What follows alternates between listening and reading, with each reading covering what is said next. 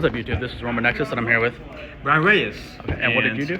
I was at the YCS in Indianapolis, and I didn't top, but it was my first in YCS, and I seen a lot of people making their profiles, and I thought, why not just make a deck profile? I was on stream.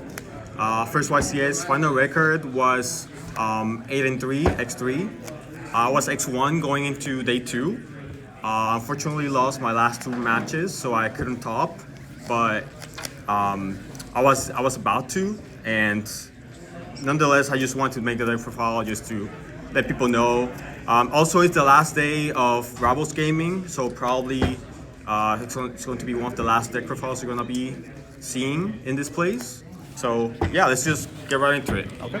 So basically, standard cards for Unchained. Nothing to say here. This is all the engine, all the monsters, all the standard. 2, 3, 3, all of these standard. The only thing I can probably explain a little bit is why I didn't play Wailing, the spell.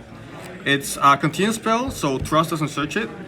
And most of the times, I felt like you don't need it. If you need a spell to pop, this is very good enough. Like Trust can set this and pop this.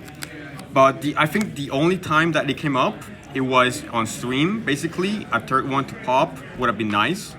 But other than that, I don't feel that you need that card. And every time that you have that card, you have to choose between having it set and pop or having it face up to activate the effect to pop a card on the field every time you link some. And most of the times, I feel like it's not that great. But yeah, I feel like this was good enough.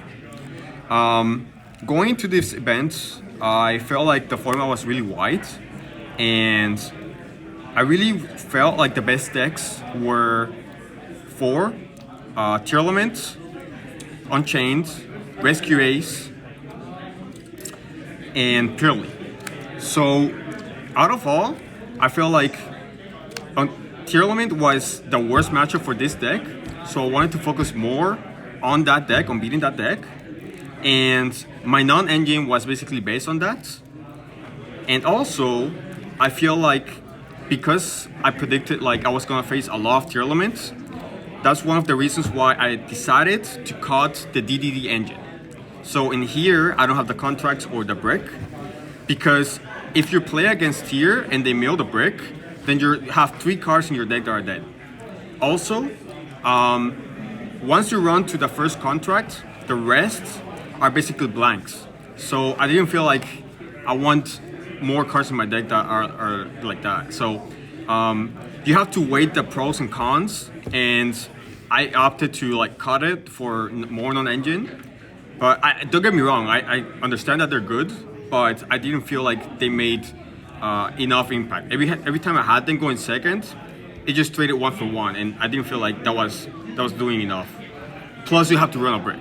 So I opted to, instead of all board breakers or all hand traps, the non-engine was 3 Ash, 3 Nib, 2 Imperm for the hand traps. So Ash and Imperm are basically standard at this point. Every deck plays them.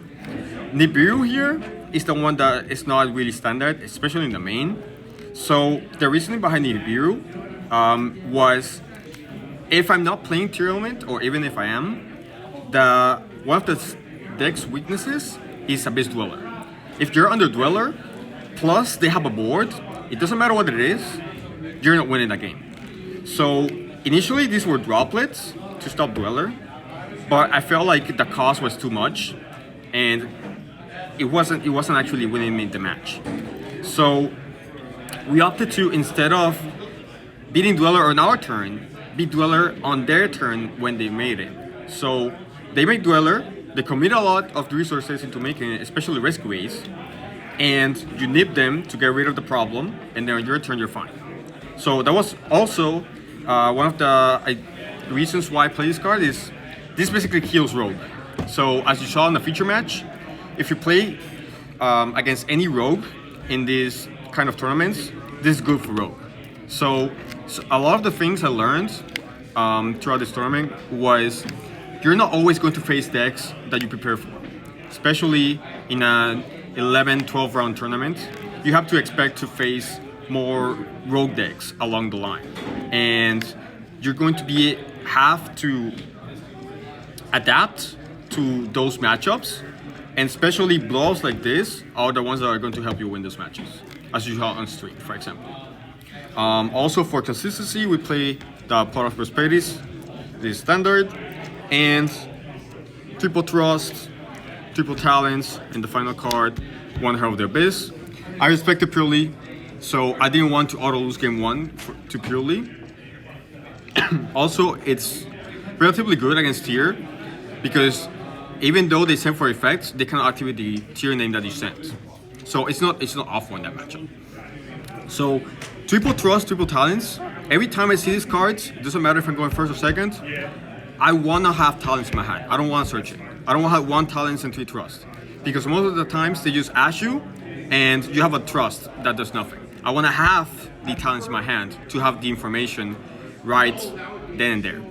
So these 3 cards basically are the reason why this deck is good. Not the engine, the non-engine. Every time you have these cards in your hand, plus 1 or 2 card combos, you're fine. So these 3 cards are basically the modern trinity.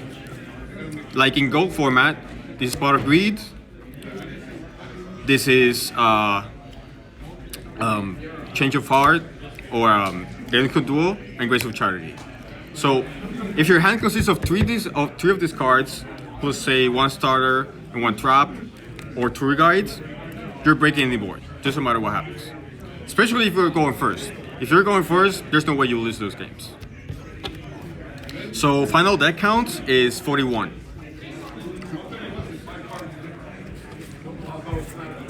Yeah, 41. 41. Nice.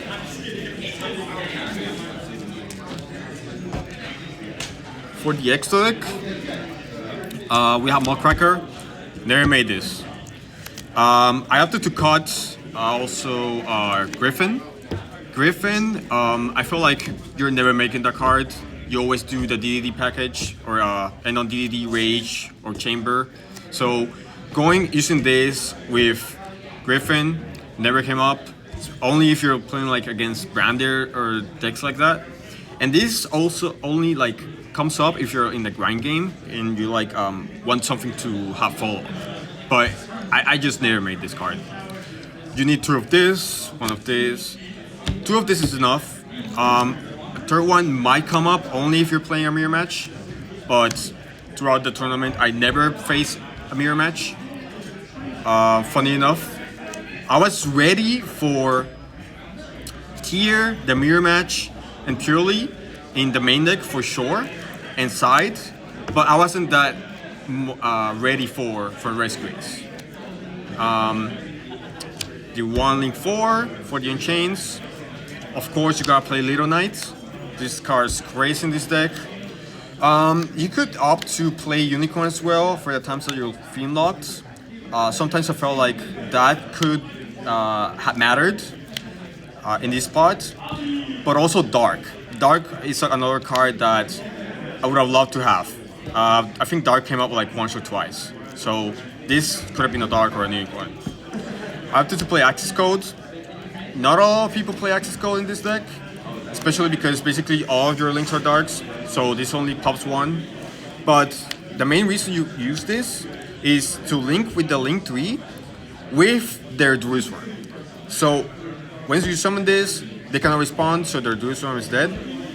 So I did that play like 2 or 3 times, because Druid Swarm against this deck is basically like clears your entire board. So you got to have something for that. So that's the reason why we played the Access Code and the Goddess. Goddess for Purely, you gotta have this. And it doesn't only come up against Purely, they're just random decks that towers monsters, or like you just want to other monsters without like triggering other effects, so you just make this. And it was good. I just need 1 only in the mirror match, a second one comes up. So I didn't face another one, so it was fine. I played a rank 3 and the rank 10 only because this helps to make a 4 material Zeus. So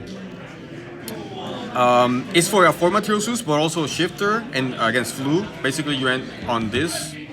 So basically here, the reasoning was that sometimes you have talents in your deck and you take body and you want to make Zeus, and this might help you out with that. So there was one match where I played against Vanadium, and cards like King Calamity or Kali Yuga, for example, in Blackwing and stuff like that. Some people don't understand how those cards work. So this is one of those decks that can beat those cards. So the reason why is those cards, people think that they stop you from doing anything on your turn, and that's not true. They stop you from doing stuff on the field, but they don't stop you from doing stuff in the hand or grave. This deck has a lot of floating in the graveyard and a lot of floating or activations in the hand. So one time I played against a Vanadium guy, and he made King Calamity on my turn, and I made rank 3 into rank 10, attack over a Baron, make a 4 material Zeus, and was about to pass to Zeus on his draw phase and clear the board and basically beat King Calamity, but he had Nibiru. So even though this deck could in theory beat King Calamity, I couldn't do it, but this deck can beat it. The last card is the new card. Gonna be honest, I think I forgot I had this in the extra deck a lot of the times, so never made this card. But it's a Fiend, so you gotta probably play this. Nice.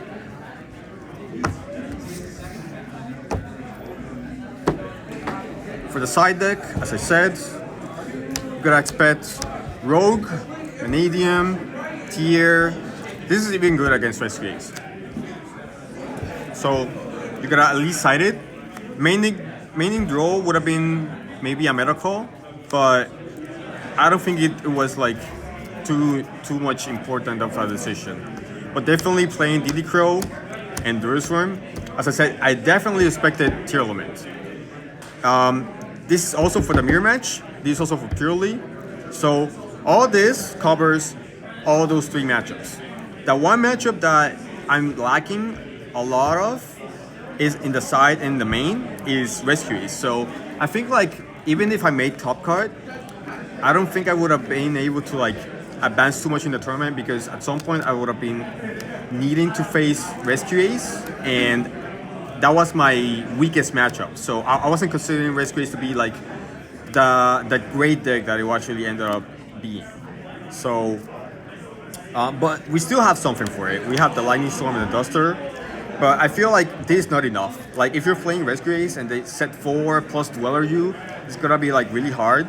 So maybe playing something like Baylor and Mourner for the Turbulence would be better in hindsight. Or I don't know, Evenly, something like that. But I'll have to test more. And the last card was Spellbound. This was good against Flu, Chimera. I faced Chimera once. Against Purely, but in theory it was good. Never do this. So as you can see, I'm pretty much covered except for the Rescue Ace matchup. But yeah, that's the deck. So Any shout outs you want to give before we head out? I have a million talent. All right. So a lot of people, Mats for recording this. The boys I stayed with, people that made day 2, Victor, Manan, Elijah, Peter, Chase, Ethan, Javi, Juan, JD, Jason, like everyone that was there, Johnny, Josiah, everyone that was there and saw my stream and saw my matches and like kept telling me to keep going. Thanks for the cheers. Thanks for everything, and last deck profile rivals. So see you next time. All right, this has been Brian Reyes with his Unchained deck. I don't know.